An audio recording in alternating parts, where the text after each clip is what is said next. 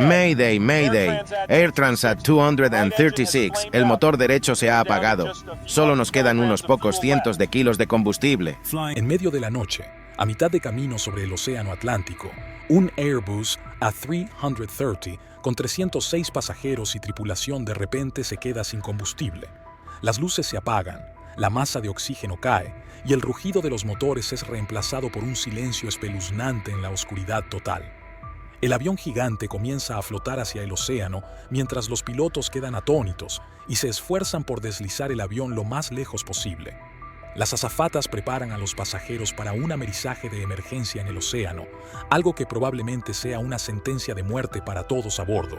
Esta es una pesadilla viviente, pero increíblemente, nunca tuvo que suceder en primer lugar. Muchos relatos de este incidente se centran en sus aspectos técnicos, pero eso es solo la mitad de la historia.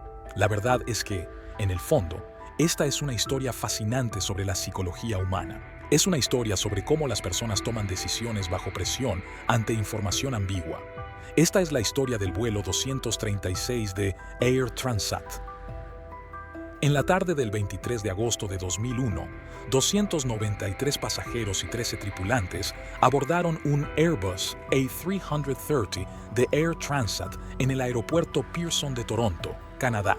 Se dirigían a Lisboa, Portugal, en un viaje de 7 horas. La mayoría de los pasajeros eran turistas que esperaban experimentar los climas soleados de Portugal durante unas semanas, aunque también había muchos ciudadanos portugueses que regresaban a casa. Cuando abordaron el avión esa noche, no tenían idea de que había una debilidad crítica en uno de los motores que los pondría en grave peligro a medio camino sobre el Océano Atlántico. En la superficie, los pasajeros no deberían haber tenido motivos para preocuparse. El Airbus A330 era un avión de última generación con bancos de computadoras que proporcionaban información a los pilotos gracias a cientos de sensores a bordo. Sus sistemas estaban altamente automatizados y, desde su introducción 7 años antes, se había consolidado como uno de los aviones más seguros en los cielos. El avión empleado para esta travesía tenía apenas 2 años de vida. El capitán Robert P. Shea, de 48 años, acumulaba más de 16,000 horas de experiencia en vuelo en diversos tipos de aeronaves, tanto en tierra como en hidroaviones, en las duras condiciones del norte de Canadá. No obstante, su trayectoria tenía un episodio peculiar. Había pasado 16 meses en prisión de una condena de 5 años después de ser atrapado traficando marihuana hacia los Estados Unidos en una pequeña aeronave. Pero todo eso quedaría opacado por la crisis que se desencadenaría sobre el océano esa fatídica noche. Shea contaba con el apoyo del primer oficial Dirk Diggé, de 28 años, quien tenía unas 5,000 horas de experiencia en vuelo, incluyendo unas 400 en el A330. Aunque tenía menos experiencia que el capitán, Diggé había volado una amplia variedad de aviones antes de ser entrenado para pilotar el Airbus con Air Transat. Ambos pilotos tenían un historial impecable de entrenamiento y desempeño con la aerolínea. Una vez cargado el avión con 48 toneladas métricas de combustible para cruzar el Atlántico y con todos los pasajeros a bordo del vuelo 236, despegaron de la puerta de embarque en Toronto a las 9 de la noche hora local, con la esperanza de llegar a Lisboa en aproximadamente 7 horas. Todo parecía transcurrir con normalidad cuando el capitán llevó la aeronave a la pista y encendió los motores para el despegue.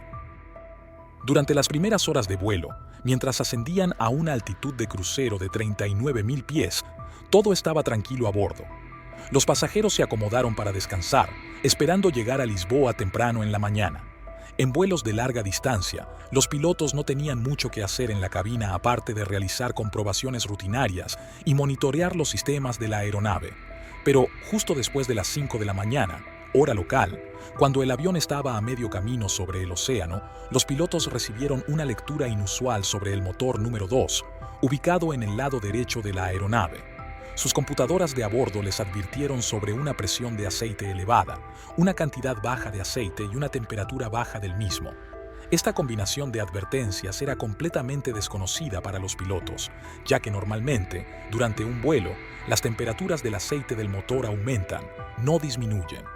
Los pilotos recurrieron al Manual de Operaciones de la Tripulación de Vuelo, también conocido como FCEOM, en busca de alguna explicación para las lecturas inusuales, pero no encontraron nada en ninguno de los manuales que pudiera dar cuenta de esa combinación de indicaciones.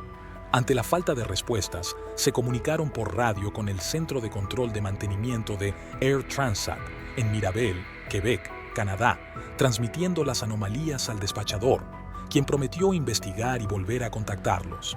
Mientras tanto, los pilotos continuaron monitoreando las indicaciones del motor en la cabina, sin que se detectaran señales de problemas.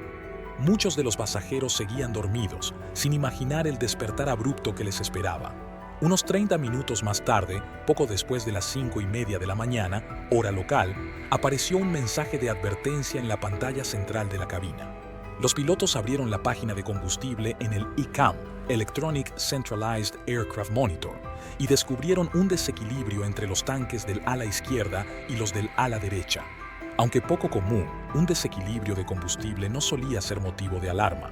Para corregirlo, abrieron la válvula de alimentación cruzada, permitiendo que el combustible fluyera desde el tanque del ala izquierda hacia el del ala derecha. Sin embargo, apenas 10 minutos después de realizar esta maniobra, los instrumentos indicaron que el nivel total de combustible a bordo había disminuido por debajo del mínimo requerido para llegar a Lisboa. La situación se estaba volviendo crítica. Estaban a medio camino sobre el Océano Atlántico y no podían alcanzar Europa a través de la ruta planeada.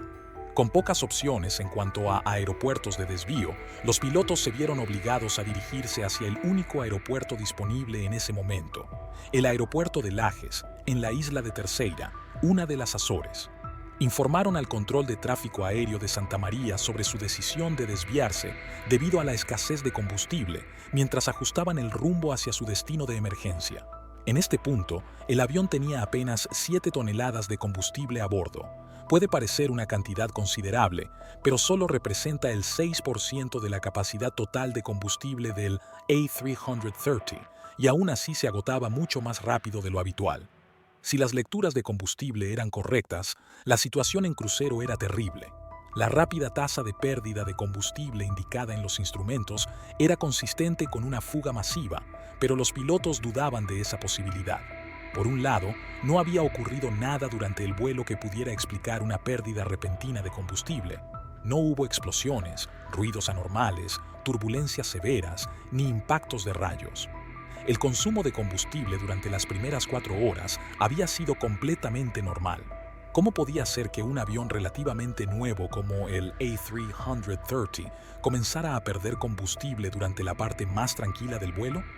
El capitán preguntó a las azafatas si habían observado algún líquido saliendo de las alas o los motores, pero no encontraron nada. Además, la tasa de pérdida de combustible era tan alta, 1 tonelada métrica cada 5 minutos, que parecía increíblemente elevada para tener solo 7 toneladas a bordo. Estaban a medio camino a través del Atlántico, y hasta ese momento todos los controles de combustible habían sido normales. Era casi inconcebible. Ambos pilotos llegaron a la conclusión de que era mucho más probable que las lecturas de combustible fueran erróneas.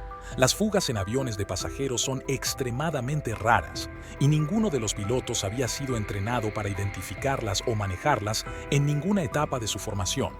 A pesar de que había una lista de verificación para tratar con algunas fugas, los pilotos del vuelo 736 no estaban preparados para enfrentar los problemas que estaban enfrentando en términos de una fuga de combustible.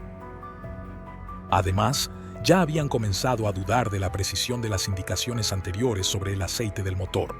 En aviones tan complejos como el A330, los datos incorrectos generados por sensores defectuosos no eran algo inaudito, por lo que cuando vieron que las indicaciones de combustible mostraban niveles extraordinariamente bajos, asumieron que también podrían ser erróneas. La trágica verdad, por supuesto, fue que los pilotos tenían razón al pensar que tanto las indicaciones de aceite del motor como las pocas indicaciones de nivel estaban relacionadas. Sin embargo, lo que los pilotos no sabían era que el factor común que explicaba ambas no era una falla en la computadora, sino una fuga masiva de combustible en el motor derecho, en la profundidad del número del motor 2. Un tubo hidráulico vibrante había rozado la carcasa exterior de un tubo de combustible, rompiéndolo y provocando que el combustible se derramara del motor a un ritmo aterrador. Esta había sido la fuente tanto de las extrañas indicaciones de aceite del motor como de las indicaciones de bajo nivel de combustible que experimentaron. El fenómeno psicológico conocido como sesgo de confirmación jugó un papel crucial aquí. El modelo mental inicial de la tripulación sobre su situación era que las indicaciones de aceite del motor eran el resultado de sensores defectuosos. Al construir una imagen del mundo o un modelo mental, las personas tienden a actuar como abogados en lugar de científicos, buscando evidencia que refuerce su caso en lugar de evidencia que pueda refutarlo. Incluso cuando llegaron nuevas evidencias que sugerían algunas fugas, como el desequilibrio de combustible y la rápida pérdida de combustible, los pilotos se negaron a dar un paso atrás y reevaluar su hipótesis inicial. Es bien conocido en psicología que en condiciones de estrés y alta carga de trabajo, este fenómeno es especialmente poderoso. Los pilotos estaban tan ocupados hablando con el control de mantenimiento, realizando listas de verificación y coordinando el desvío con la tripulación de cabina y el control de tráfico aéreo que tenían pocas oportunidades de reevaluar su comprensión de la situación. A pesar de haber estado alimentando combustible del tanque izquierdo al tanque derecho minutos antes, el desequilibrio entre los dos tanques aún persistía. De hecho, el avión estaba perdiendo combustible a un ritmo prodigioso, pero por las razones mencionadas, los pilotos no podían creer que hubiera una fuga de combustible. A pesar del alto nivel de automatización en el Airbus A330, no hubo ninguna advertencia para indicar a los pilotos que faltaba combustible. La única forma en que podrían determinarlo era monitoreando la tasa de pérdida de combustible en cada tanque. En caso de que realmente hubiera una fuga de combustible en el ala derecha, los pilotos encendieron las bombas de combustible del ala derecha y apagaron las del ala izquierda para invertir la dirección de la alimentación cruzada. De esta manera, el combustible del tanque del ala derecha ahora se estaba utilizando para alimentar ambos motores. La tripulación se comunicó nuevamente con el Centro de Control de Mantenimiento de Air Transat y les informó sobre las indicaciones de combustible inexplicablemente bajo. En ese momento, el avión tenía solo 4,8 toneladas de combustible a bordo en lugar de las 17 toneladas que debería tener. Durante su conversación con el control de mantenimiento, la cantidad de combustible continuó disminuyendo. Los pilotos consideraron realizar el procedimiento de fuga de combustible, pero el capitán finalmente decidió no hacerlo porque el procedimiento requería que los pilotos descendieran a 20.000 pies. El capitán pensó que si había de hecho una fuga de combustible, entonces descender sería una idea terrible, ya que quedarse sin combustible a su altitud actual de 39.000 pies era mucho mejor que quedarse sin combustible a solo 20.000 pies, que era casi la mitad de su altitud actual. En la psicología de resolución de problemas, la decisión del capitán de no llevar a cabo este procedimiento se explica por un fenómeno conocido como sesgo de encuadre. En las decisiones que involucran riesgos, las personas tienden a enmarcar sus opciones en términos de ganancias y pérdidas. El capitán en este caso tuvo que elegir entre una pérdida segura, que era descender a 20.000 pies, versus una pérdida que era menos probable pero más desastrosa, que era mantenerse en 39.000 pies y no diagnosticar una fuga de combustible. En estas situaciones, la gente tiende a elegir la última opción más riesgosa, según el razonamiento. Es mejor tal vez pasar algo terrible que definitivamente pasar algo moderadamente malo. Pero todas las dudas se disiparon minutos después, a las 6:13 am, cuando el motor derecho se apagó. El capitán inmediatamente aplicó el máximo empuje al motor restante y comenzó a descender con solo uno. El avión todavía podía volar, pero no a 39.000 pies.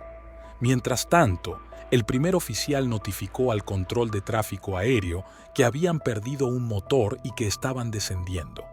En ese punto, a la tripulación solo le quedaban 600 kilogramos de combustible. Aún faltaban 240 kilómetros. Finalmente, los pilotos se dieron cuenta de que realmente se encontraban en una situación de vida o muerte. El primer oficial declaró una emergencia al control de tráfico aéreo y 13 minutos más tarde, y todavía a 120 kilómetros del aeropuerto, el motor izquierdo se incendió. Uno de los aviones tecnológicamente más sofisticados que surcan los cielos ahora había sido reducido a un planeador gigantesco. La pérdida de ambos motores significaba que el avión ahora se quedaba sin energía eléctrica. Un ventilador conocido como turbina de aire RAM se desplegó automáticamente desde debajo del fuselaje del avión y, al girar con el viento, generó una pequeña cantidad de energía eléctrica que se utilizó para alimentar los instrumentos del capitán, así como algunos otros sistemas críticos. El capitán tenía la tarea de prolongar el planeo tanto como fuera posible con la esperanza de alcanzar el aeropuerto. Las vidas de los 293 pasajeros estaban en juego. La cabina de pasajeros quedó sumida en la oscuridad debido a la pérdida de energía eléctrica y sin motores reinaba un silencio inquietante en el aire. El capitán instruyó a los asistentes de vuelo para que prepararan a los pasajeros para un amerizaje en el agua, una sentencia de muerte para todos a bordo. En la oscuridad de la noche, sin posibilidad de divisar el agua que se aproximaba y con las enormes olas del Atlántico, un aterrizaje forzoso en el mar destrozaría el fuselaje y los pasajeros que sobrevivieran al impacto inicial probablemente se ahogarían o sucumbirían a la hipotermia. La elección que parecía enfrentar el capitán Piche entre amerizar en el océano e intentar planear hasta el aeropuerto era una falsa elección. Su única esperanza real era planear hasta el aeropuerto. Sin embargo, en plena noche, con más de 100 kilómetros por recorrer, la tarea no era fácil. El avión descendía a 2.000 pies por minuto, lo que significaba que, en 15 minutos, el avión caería, ya fuera en el mar o en la pista, todo dependía del capitán Piche. Con la falta de motores, la cabina comenzó a despresurizarse, la masa de oxígeno disminuyó y los pasajeros se apresuraron a colocarse las máscaras. Los pilotos también se pusieron las máscaras de oxígeno. Aunque el capitán tenía experiencia en aterrizajes sin motor en aviones más pequeños, la situación actual era completamente distinta. Estaba oscuro, a 100 kilómetros del aeropuerto, y el A330, lejos de ser un planeador perfecto. Los motores no solo propulsaban el avión, sino que también eran fuente de energía eléctrica e hidráulica. La pérdida de ambos motores afectó varios sistemas importantes. 2 de los 3 sistemas hidráulicos dejaron de funcionar, lo que dificultaba al capitán controlar el cabeceo del avión. Se perdieron la mayoría de los spoilers de las alas, la dirección de la rueda de morro y los inversores de empuje en los motores. En otras palabras, el avión no solo carecía de potencia del motor, sino que ahora era más difícil de controlar en el aire. Si Piche lograba llevarlo a la pista, sería complicado dirigirlo y detenerlo en el aeropuerto de Ilaya. El controlador de la torre comenzó a encender y apagar las luces de la pista para guiar a los pilotos. La tripulación podía divisar el aeropuerto desde lejos en el horizonte, una única luz en el oscuro océano Atlántico, mientras luchaban por mantener el avión en el aire el mayor tiempo posible. En la medida de lo posible, el capitán mantuvo el descenso a una velocidad entre la recomendada para el planeo y la velocidad de advertencia de pérdida. Si se encontraba a una altitud demasiado alta al acercarse, podía descender más rápido para perder velocidad sin problema, pero si terminaba demasiado bajo, no habría forma de recuperar esa altitud. Quería mantener la mayor altitud posible durante el descenso, pero había algunas limitaciones más con las que Piche tenía que lidiar. Tenía que mantener su velocidad por encima de los 140 nudos para que la turbina de aire generara electricidad, pero al mismo tiempo no podía ir más rápido de los 200 nudos o el tren de aterrizaje no se extendería. Como estaba planeando, la única manera en que podía controlar su velocidad era inclinando la nariz hacia arriba o hacia abajo. Detrás de él, los 293 pasajeros se estaban preparando para un amerizaje en el océano. Las azafatas les instruyeron sobre cómo adoptar la posición de seguridad. La cabina estaba en un silencio sepulcral mientras pasaban los minutos. Mientras el capitán se acercaba al aeropuerto, vio que sus intentos de mantener el avión en alto habían funcionado, pero demasiado bien. Ahora tenía un nuevo problema. El avión estaba demasiado alto. Estaba a 8 millas de distancia y todavía a 13.000 pies. En una aproximación normal, habría estado a unos 3.000 pies en este punto. Si hubiera hecho la aproximación ahora, tendría que descender abruptamente, lo que aumentaría su velocidad hasta hacer imposible el aterrizaje. De manera desconcertante, dado la falta de potencia del motor, Piche tuvo que poner cierta distancia entre él y la pista. Comenzó a girar 360 grados para perder altitud. Durante este giro, el primer oficial bajó el tren de aterrizaje y extendió los flaps en la parte delantera de las alas, lo que proporcionó sustentación adicional. Esta maniobra fue inquietante, ya que durante la mitad del mismo el avión estuvo de espaldas al aeropuerto. Después de unos 20 minutos, el capitán niveló las alas cuando la pista volvió a estar a la vista. Sin embargo, todavía estaba alto y no lo suficientemente alto como para hacer otro giro de 360 grados. Debido a esto, mientras se acercaba al aeropuerto, realizó una serie de giros en S, inclinando el avión fuertemente hacia la izquierda y luego girando hacia la derecha en un intento de poner más distancia entre él y la pista.